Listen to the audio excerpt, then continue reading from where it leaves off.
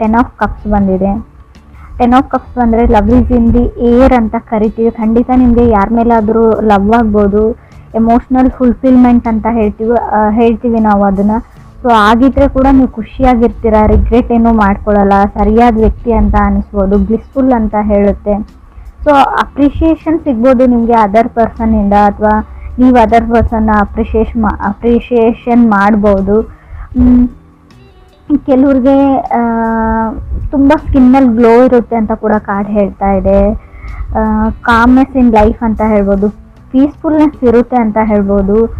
Stability ಹೇಳ್ತೀನಿ. Ten of cups ನೀವೇನು ಅಂದ್ಕೊಂಡಿರ್ತೀರ ಕೆಲವೊಂದು ಔಟ್ಪುಟ್ಗಳು ನಿಮಗೆ ಸಿಗುತ್ತೆ ಈ ಮಂತ್ ಅವ್ರಿಗೆ ಅಂತ ಹೇಳುತ್ತೆ, ಲವ್ ಲೈಫಲ್ಲಿ ಸ್ಪೆಷಲಿ.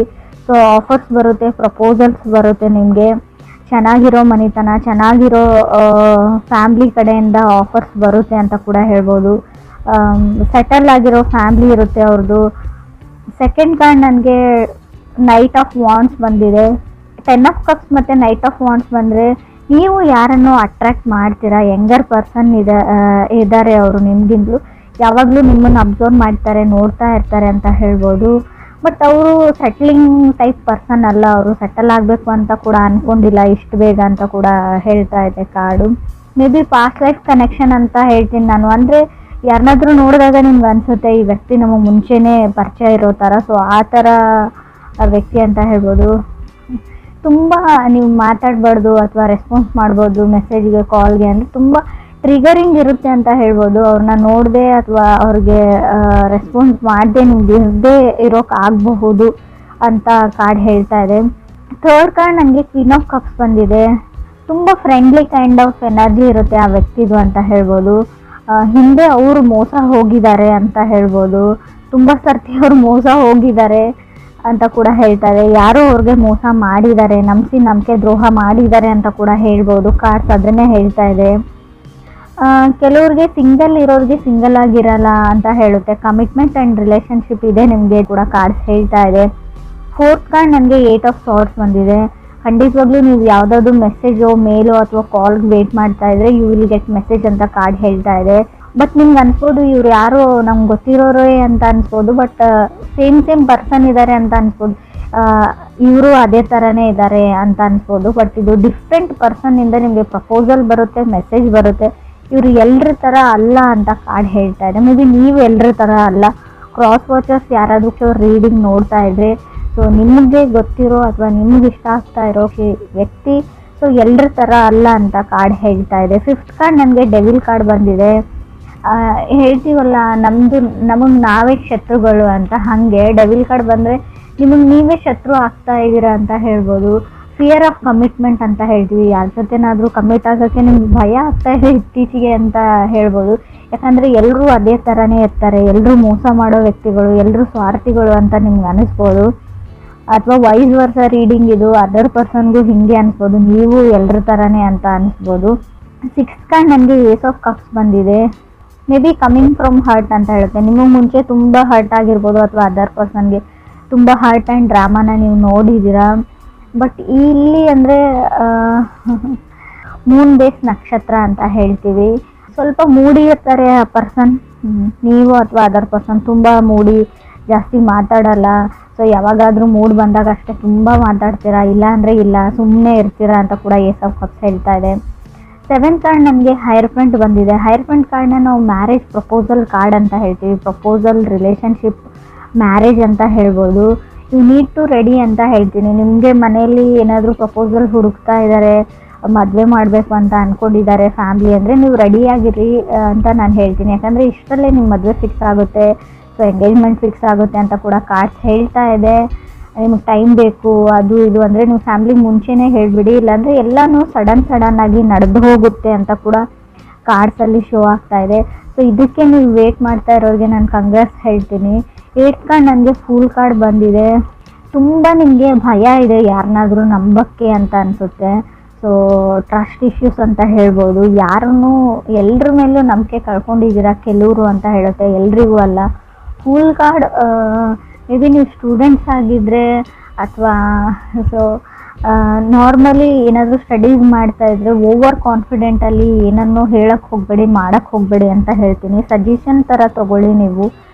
ಹೇಳ್ತಾರಲ್ವ ನೆಲ ನೋಡ್ಕೊಂಡು ನಡೀರಿ ಅಂತ. ಸೊ ಹಾಗೆ 9th ಕಾರ್ಡ್ ನನಗೆ ಲವರ್ಸ್ ಕಾರ್ಡ್ ಬಂದಿದೆ.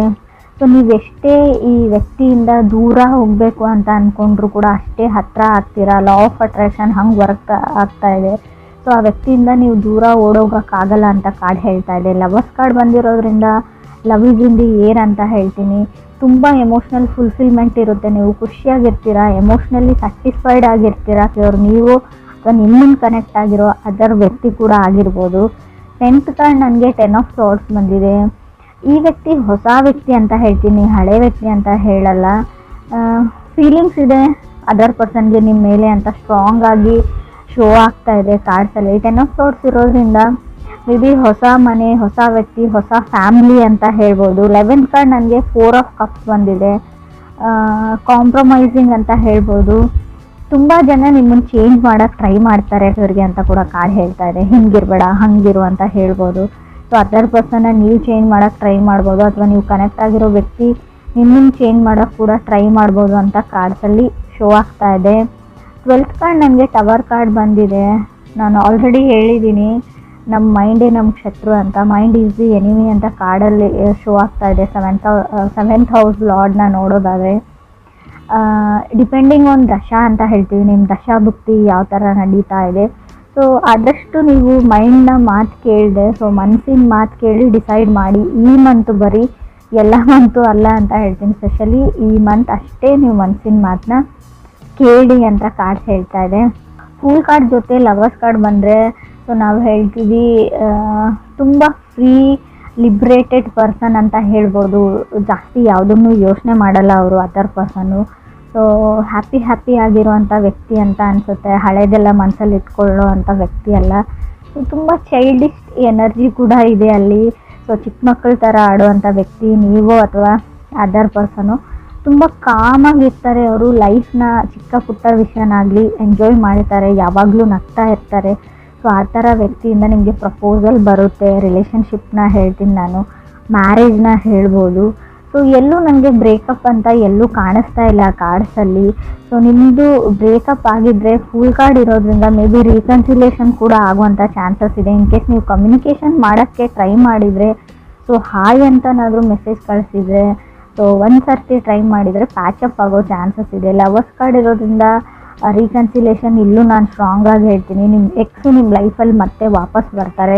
ಸೊ ಹಾಗೆ ಹೊಸ ವ್ಯಕ್ತಿನೂ ಬರ್ತಾರೆ. ಲವರ್ಸ್ ಕಾರ್ಡ್ ಅಂದರೆ 2 ಆಪ್ಷನ್ಸ್ ಇರುತ್ತೆ. ನೀವು ಯಾವುದನ್ನು ಚೂಸ್ ಮಾಡ್ಕೊಳ್ತೀರಾ ಅನ್ನೋದು ಕೂಡ ನಿಮ್ಮ ಮೇಲೆ ಬಿಟ್ಟಿರುತ್ತೆ ಅಂತ ಕೂಡ ಕಾರ್ಡ್ಸ್ ಹೇಳ್ತಾ ಇದೆ. ಗುಡ್ ನ್ಯೂಸ್ ಅಂತ ಹೇಳ್ತೀನಿ ನಾನು. ಮೂನ್ ಬೇಸ್ ನಕ್ಷತ್ರ.